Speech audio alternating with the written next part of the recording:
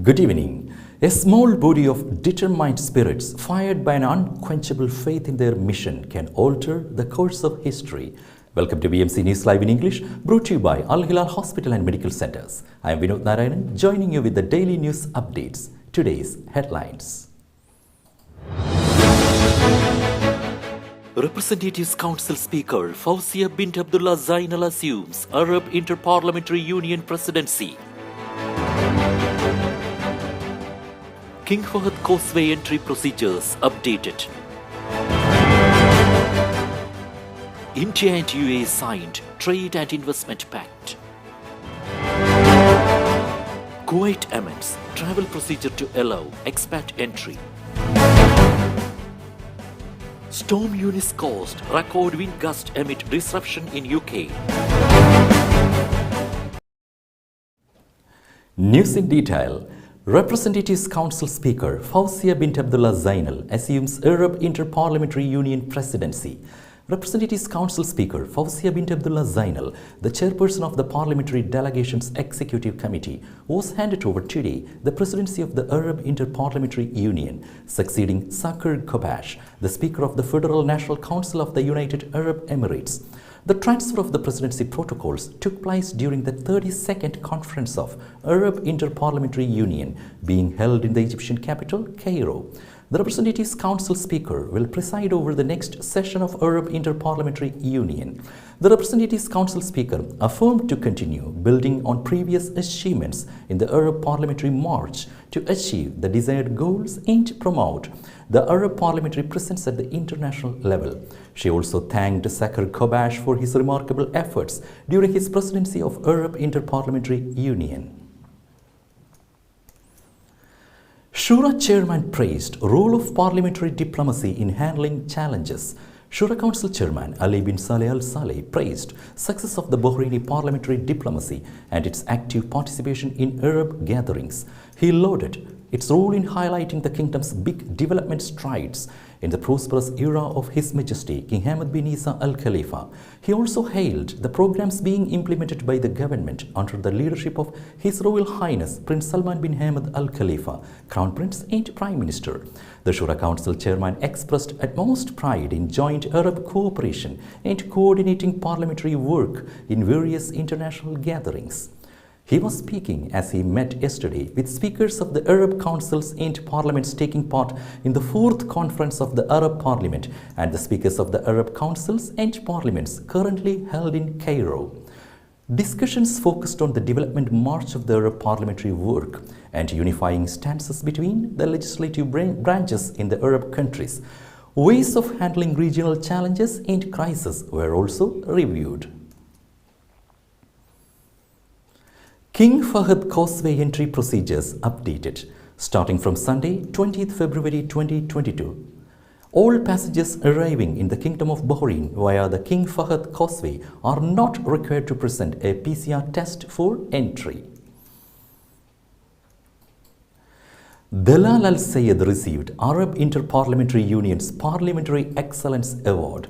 The Arab Inter-Parliamentary Union granted chairperson of the Shura Council Legislative and Legal Affairs Committee, member of the Arab Parliament, Dalal Jasim Al Sayed, the Parliamentary Excellence Award.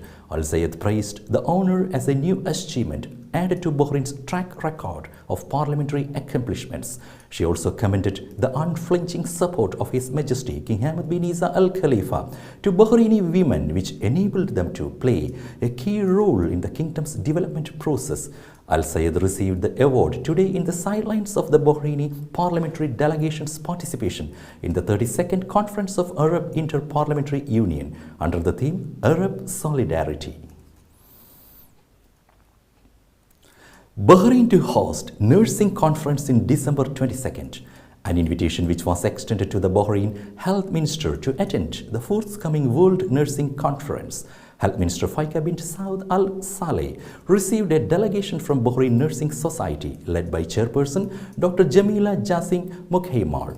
The meeting was also attended by Bahrain Nursing Society Vice Chairperson Mahbooba Zainal, Secretary General Hamida Abdul Wahab and Treasurer Lamis Dawood.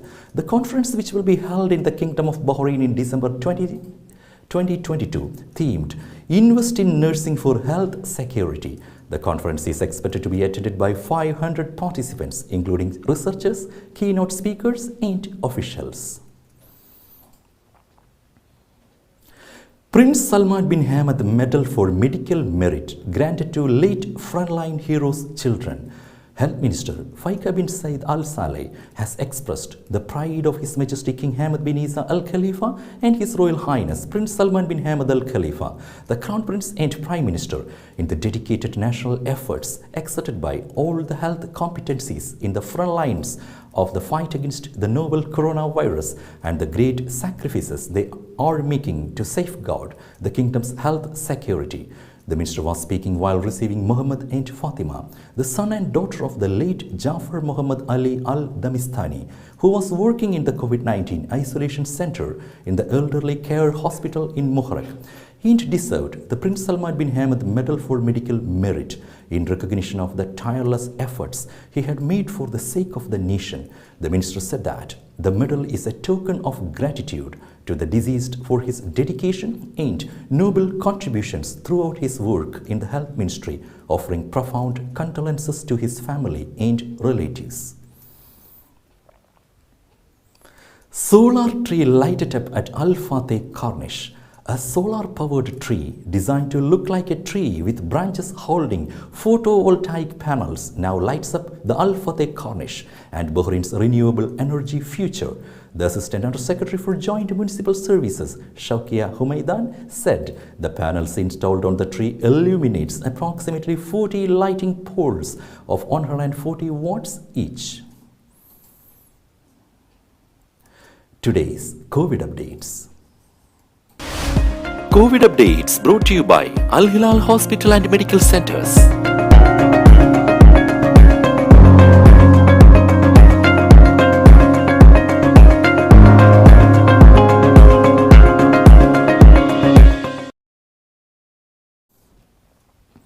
India and UAE signed Trade and Investment Pact.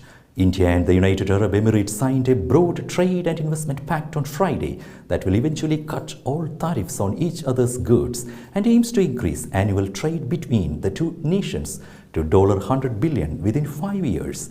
The Comprehensive Economic Partnership Agreement is expected to boost annual bilateral non-oil trade from $60 billion to $100 billion within the next 3 to 5 years. The agreement, which was not immediately made public, eliminates 80% of tariffs on UAE and India goods. While all tariffs ought to be removed within 10 years, UAE commodities like aluminium, copper, and petrochemicals would benefit from the removal of tariffs. The deal also covers services, investments, intellectual property, and a commitment by the UAE to grant 140,000 employment visas to highly skilled workers from India by 2030.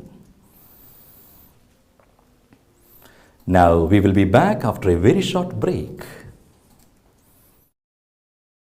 Bahrain at 27-year-old Megamart and Macromart. Bakery.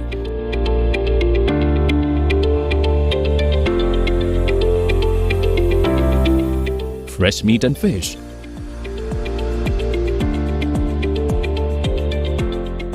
Fruits and vegetables.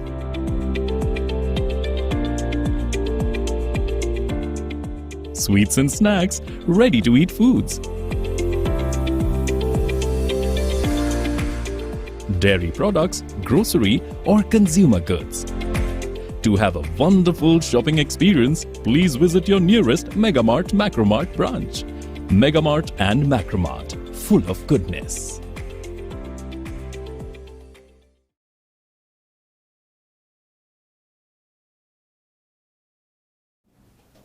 Welcome back. Kuwaitization decreases expat numbers in government sector. Implementation of Kuwaitization policy by the ministries in the government sector increased from 76.6% to 78.3%, and Kuwaitis working in the private sector increased from 4.3% to 4.7% in 2021. This is mainly due to the departure of 146,949 expatriates from Kuwait last year. In the local labor market, Indian and Egyptian workers topped the list of departures due to the corona pandemic crisis. Indian expats decreased by 16.1%, while Egyptian expatriates decreased by 9.8%. Kuwait amends travel procedure to allow expatriates entry.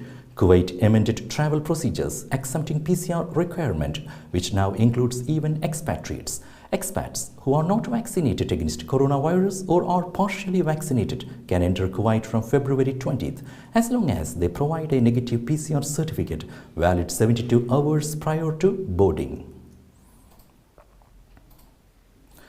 Storm Eunice caused record wind gust amid disruption in UK. Around 200,000 homes have been left without power and the transport network continues to be severely affected as Storm Eunice lashes the UK. High winds led to school closures, flight cancellations and stay-at-home warnings across the country. One person has died in Ireland and a number of people have been injured in the UK. A gust of 122 meters per hour measured at an exposed point in the Isle of Wight set a provisional record for England. Red warnings, which are very rare, were issued earlier across much of southern and eastern England and South Wales, but have now been lifted. WHO says polio detected in Malawi in setback to eradication.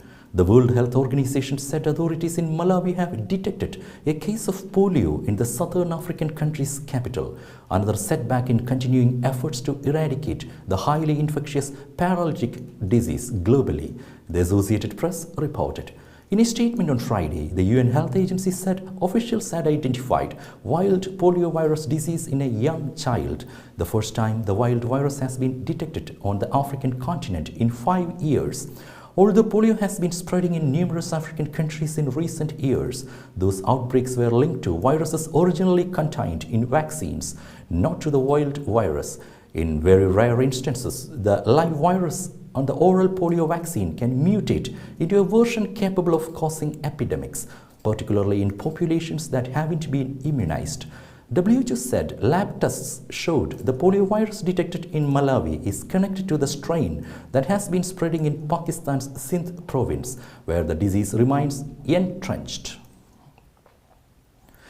With that, we come to the end of today's news. Stay tuned for daily news updates in BMC News Live English at 7:30 p.m. every day. I am Vinod Narayan signing off from BMC News Live. Good night.